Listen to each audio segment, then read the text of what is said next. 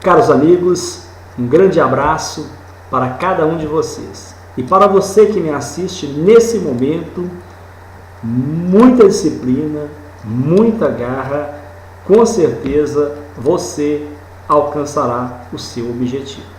Nós estamos estudando atos de ofício, especificamente provimento número 15 de 2010, que fala sobre as custas e despesas e taxas processuais. Nós vamos resolver alguns exercícios. O primeiro exercício é o seguinte: é correto afirmar que o reembolso das verbas indenizatórias de transporte dos servidores da Justiça, pagos em processos cuja parte goza dos benefícios de assistência judiciária, nos que tramitam perante a Justiça Especial, juizados especiais, nos casos de réu pobre e em feitos criminais de ação penal pública, se não forem recolhidos, serão computados ao final. Verdadeira ou falsa é essa assertiva? Essa assertiva está verdadeira, conforme dispõe o artigo 11, parágrafo 5º, inciso 10, que diz o seguinte: o reembolso das verbas indenizatórias de transporte de servidores de justiça, pagas em processo cuja parte goza de benefício de assistência judiciária, nos que tramitam perante juizado especial e nos casos de réu pobre em feitos criminais de ação pública e diligência do juízo, inclusive nos casos do inciso 2 do artigo 23 deste provimento conjunto em favor do Tribunal de Justiça, serão computados no final, se já não tiverem sido recolhidos. Muito bem. Questão de número 2. É correto afirmar que o reembolso do valor da conduta e da condução, e da hospedagem de auxiliares e servidores da Justiça arbitrada pelo juiz, quando em atividades fora do município sede da comarca, se não forem recolhidos anteriormente, serão computados ao final. Verdadeira ou falsa? Esta é uma assertiva verdadeira. Conforme dispõe o artigo 11, parágrafo 5º, inciso 12. O reembolso do valor da condução e da hospedagem de auxiliares e servidores da Justiça, arbitrada pelo juiz, quando em atividades fora do município sede da comarca, desde que não tenha ocorrido o recolhimento, serão computadas ao final. Muito bem. Questão de número 3. Em relação às custas e despesas processuais que não forem recolhidas anteriormente e serão computadas ao final, pode-se afirmar: letra A, o reembolso das verbas indenizatórias de transporte dos oficiais de justiça pagas em feitos de interesse dos órgãos da administração direta em favor do Tribunal de Justiça. O reembolso do pedágio quando houver locomoção de servidores em rodovias em que não ocorra esta cobrança. Letra C. O reembolso de despesas com a travessia de rios e lagos, dependendo da autorização de autoridade competente. Letra D. O documento eletrônico ou a comunicação por meio eletrônico, quando necessário. Qual das assertivas está correta? A letra A, letra B, letra C ou letra D. Podem gabaritar. Voltem o vídeo 1, 2, 3 vezes para você ouvir a questão e gabaritar.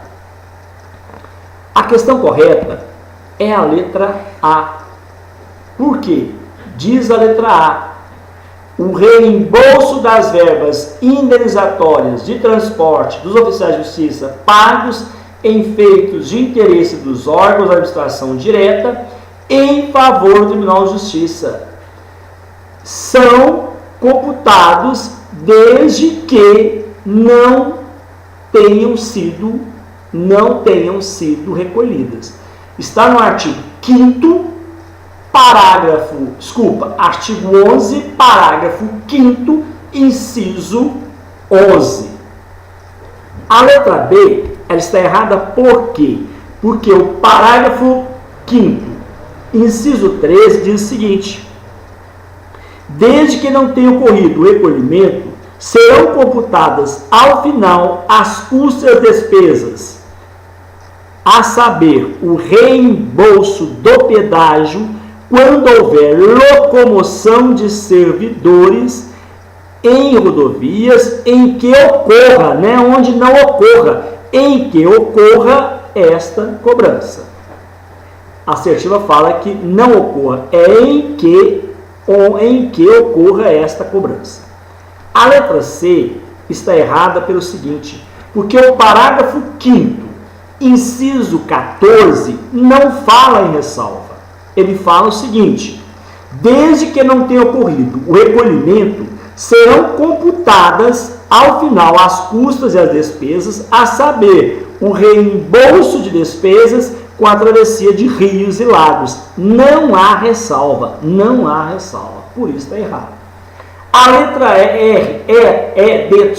confusão. A letra D também está errada, porque o parágrafo 5º, o inciso 7, diz o seguinte: desde que não tenha ocorrido o recolhimento, serão computadas ao final as custas e as despesas, a saber, o documento eletrônico ou a comunicação por meio eletrônico. Não há ressalva. Por isso que a questão está errada. Então, a assertiva correta é a assertiva A, que fala o seguinte: está lá no artigo 5º, no artigo 11, parágrafo 5º, inciso 11. Desde que não tenha ocorrido o recolhimento, serão computadas ao final as custas e despesas, a saber, o reembolso das verbas indenizatórias de transporte dos oficiais de justiça pagas em feitos de interesse dos órgãos da administração direta em favor do Tribunal de Justiça. Mais uma assertiva. É correto afirmar que fica vedada no computo das custas e despesas finais a inclusão dos valores da verba indenizatória dos oficiais de justiça recolhidos por meio de convênio firmado com o Tribunal de Justiça. Repetindo, é correto afirmar que fica vedada no computo das custas e despesas finais a inclusão dos valores de verba indenizatória dos oficiais de justiça recolhidos por meio de convênio firmado com o Tribunal de Justiça. Podem gabaritar. Esta assertiva está correta. É a literalidade do parágrafo 6º do artigo 11, que diz o seguinte: fica vedado. Presta atenção, a banca pode mudar e colocar fica facultado. Fica vedado no computo das custas e despesas finais a inclusão dos valores da verba indenizatória dos oficiais de justiça recolhidos por meio de convênio firmado com o Tribunal de Justiça. Às vezes os alunos têm escrito para mim pedindo para eu repetir as questões mais de 1, 2, 3 vezes. Vou combinar uma coisa com vocês. Eu vou repetir 2 vezes. Você que deve parar o seu vídeo e ouvir mais vezes, porque senão eu perco muito tempo repetindo as questões, ok? Então, vou repetir uma vez e você reveja quantas vezes você quiser a questão aí no seu vídeo. Próxima questão. É correto afirmar, de acordo com o provimento conjunto número 15 de 2010, que, encerrado o processo de conhecimento, contam-se as custas e despesas devidas até a fase inicial. Verdadeira ou falsa esta assertiva? Repetindo. Encerrado o processo de conhecimento, contam-se as custas e despesas devidas até a fase inicial. Essa assertiva está verdadeira ou errada? Essa assertiva está errada. O que fala o parágrafo 7, parágrafo 7º do artigo 11? Encerrado o processo de conhecimento, contam-se as custas e despesas devidas até a fase conclusiva. Até a fase concluída. Mais uma questão. As despesas, presta atenção, as despesas enumeradas no artigo 5º, do provimento conjunto número 15 de 2010, serão calculadas, quando for o caso, pela comprovação de sua realização mediante notas ou recibos devidamente juntados aos autos. Essa assertiva está correta. Professor, não entendi a assertiva, vou repetir. É correto afirmar que as despesas enumeradas no artigo 5º do provimento conjunto 15 de 2010 serão calculadas quando for o caso, pela comprovação de sua realização mediante notas ou recibos devidamente juntados aos autos. Literalidade do artigo 8º do parágrafo 8º do artigo 11. O que mais, professor? Como que poderia ser feito outras assertivas com esse parágrafo 8º? Vou citar duas para vocês. Olha o que a banca pode colocar para vocês. As despesas descritas no artigo 5º do provimento conjunto número 15 de 2010 poderão ser calculadas, quando for o caso, pela comprovação de sua realização mediante notas ou recibos devidamente juntados nos autos.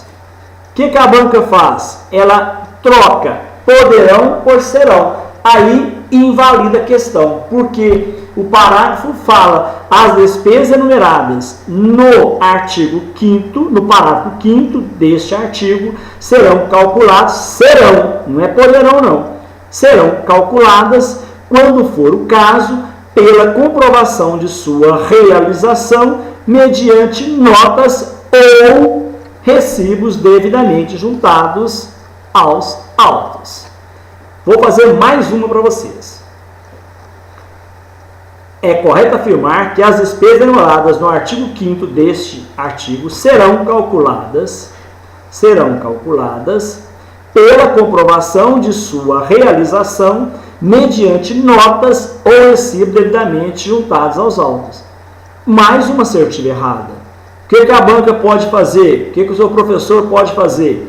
Ele pode retirar, quando for o caso, que está entre vírgulas, e colocar pela comprovação. Aí ele invalida a questão. Por quê? O parágrafo 8º diz o seguinte: as despesas enumeradas no artigo 5º deste artigo serão calculadas quando for o caso, não é sempre não, pela comprovação de sua realização mediante notas ou recibos devidamente juntados aos autos. Vou mais uma aqui, mais uma forma que pode invalidar a questão. As despesas enumeradas no parágrafo 5º do provimento conjunto número 5 de 2010 serão calculadas, quando for o caso, pela comprovação de sua realização mediante notas e recibos devidamente juntados aos autos. Não é i, é ou. Então, mais uma forma de invalidar esse parágrafo 8º do artigo 11. Vamos para o artigo 12 do provimento conjunto número 15 de 2010. Não há incidência de custo nos processos de habeas corpus e habeas data, de competência do juízo da infância e da juventude, ressalvada a hipótese de litigância de má-fé. Agora, o que eu vou fazer? Eu vou mostrar para vocês como que a banca pode cobrar o artigo 12 do provimento conjunto número 15 de 2010. O que a banca pode fazer? A incidência de custo nos processos de habeas corpus. Falso. Porque, na verdade, não há incidência de custo nos processos de habeas corpus. A banca pode falar: há incidência de custas nos processos de habeas data. Falso. Porque no processo de habeas data não há incidência de custas. A banca pode falar com vocês: há incidência de custas nos processos de competência do juízo da infância e da juventude, ressalvada a hipótese de má-fé. Falso, porque na verdade não há incidência de custa nos processos de competência dos juizados da infância e da juventude, ressalvada a hipótese de má-fé. Só eu falei 3 questões, simulei 3 questões para vocês. Tem como simular mais, professor? Tem. Vou simular mais uma aqui. A banca pode dizer para você: é correto afirmar que não há incidência de custos processo somente em habeas corpus. Falsa, porque não há incidência de custos nos processos de habeas corpus, habeas data, de competência do juízo da infância e da juventude, ressalvada a hipótese de má-fé. Então, tá vendo? Professor, pode fazer mais uma? Posso simular mais uma. É correto afirmar que não há incidência de custas nos processos de competência do juízo da infância e da juventude em qualquer circunstância. Errada. Porque há ressalva. Né? Na verdade, a banca, quando ela fala em qualquer circunstância, está eliminando a ressalva. O que fala o artigo 12? Não há incidência de custo nos processos de habeas data, habeas corpus e de competência nos processos de competência juízo da infância e da juventude. Ressalvada a hipótese de má-fé. Tá vendo? Só aí nós simulamos 5 questões para vocês. Ok? Vamos lá. O artigo 13. Não estão sujeitos ao pagamento e recolhimento de custas as ações de competência dos juizados especiais, salvo os casos previstos em lei e os recursos para as turmas recursais. O inventário, o arrolamento e o pedido de alvará judicial, desde que os valores não excedam a 25 mil. Os requerimentos de certidões sobre existência de processos cíveis e criminais. Professor, como que a banca pode cobrar questões sobre o artigo 13? Vamos lá. Estão sujeitos ao pagamento e recolhimento de custas as ações de competência dos juizados especiais. Eu acabei de invalidar essa questão. Quando eu falo que estão sujeitos ao pagamento e recolhimento de custas. Porque, na verdade, não estão sujeitos ao pagamento e recolhimento de custas. Mais uma questão. Estão sujeitos ao pagamento e recolhimento de custas o inventário, o arrolamento e o pedido de alvará judicial, desde que os valores não excedam a 25.000 UFMGs. O que eu fiz? Eu tirei a negação do artigo. Invalidei a questão. Porque, na verdade, o artigo 13 é o seguinte: não estão sujeitos a pagamentos e recolhimento de custas o inventário, o arrolamento e o pedido de alvará judicial, desde que os valores não excedam a 25.000 UFMGs.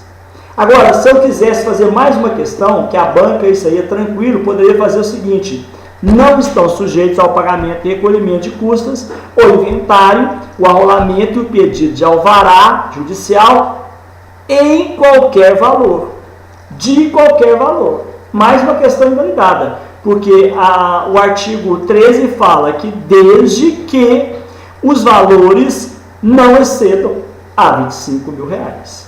Ok? Mais uma. Não estão sujeitos ao pagamento, ao recolhimento de custas, os requerimentos e certidões sobre a existência de processos civis e criminais.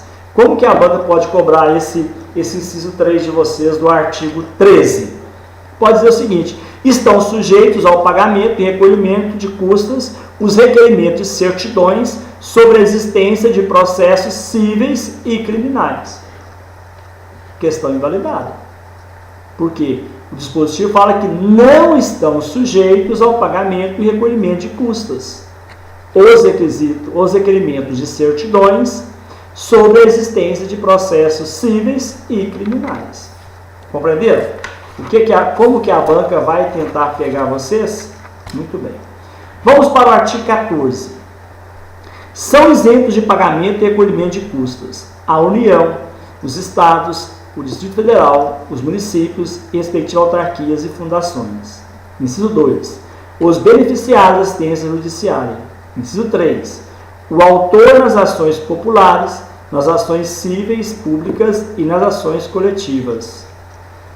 O autor da ação relativa ao benefício da Previdência Social. O réu que cumprir o mandado de pagamento ou de entrega de coisa na ação monitória, o Ministério Público e a Defensoria Pública.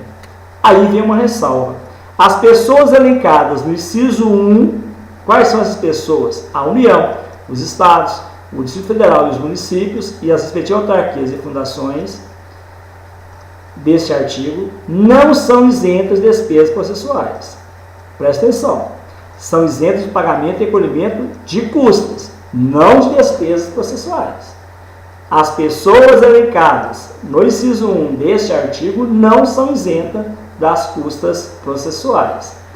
E o parágrafo 2 diz o seguinte: os beneficiários da assistência judiciária estão isentos do recolhimento das custas e despesas referentes à certidão e cópia reprográfica simples e com conferência, sendo observados os princípios da razoabilidade e da proporcionalidade a fim de se coibir eventuais abusos. Diz o parágrafo 3º: não haverá cobrança de custas no pedido de desarquivamento, quando, no requerimento formulado pela parte interessada, o juiz deferir o benefício da justiça gratuita. Vou passar devagar para vocês entenderem o artigo 14. São isentos do pagamento e recolhimento de custas, a União, os Estados e o Distrito Federal, os municípios e respectivas fundações e autarquias. Só que esses entes que eu acabei de falar não estão isentos das despesas processuais. O que acontece com os demais? Os beneficiários de justiça gratuita, eles estão isentos. É quando você vai propor a ação, você junta a declaração de hipossuficiência da parte, hipossuficiência do autor, hipossuficiência do réu. Então, nesse caso, você está isento das custas e das despesas processuais. Outra coisa, também você está isento o autor nas ações populares, nas ações cíveis públicas e nas ações coletivas que trata a Lei Federal 8.078 de 2011. E também o autor da ação relativa a benefício de previdência social está isento das custas e das despesas. Também o réu que cumprir o mandado de pagamento ou de entrega de coisa na ação monitória, o Ministério Público e a Defensoria Pública.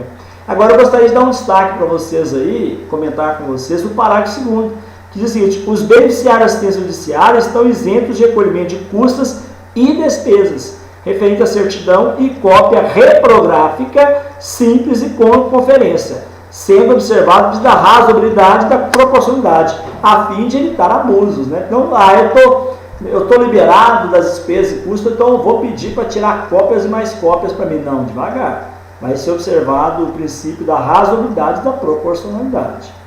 Parágrafo 3º é o seguinte: não haverá cobrança de custas no pedido de desarquivamento, quando, no requerimento formulado pela parte interessada, o juiz deferir o benefício da justiça gratuita.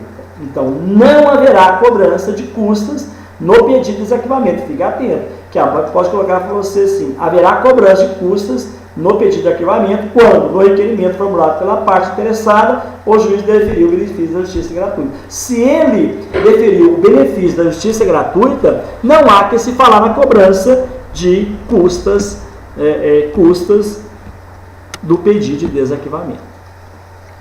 Colegas, no próximo vídeo nós vamos falar sobre taxa judiciária e se der das verbas indenizatórias, estudando ainda o provimento conjunto número 15 de 2010. Um grande abraço para você que está me assistindo nesse momento. Que Deus te abençoe, que você alcance o objetivo. Compartilhe esse vídeo. Acesse todos os dias e acompanhe minhas aulas pela minha página www.hernandadvogado.blogspot.com.br. Um grande abraço para vocês e para você que me assiste nesse momento.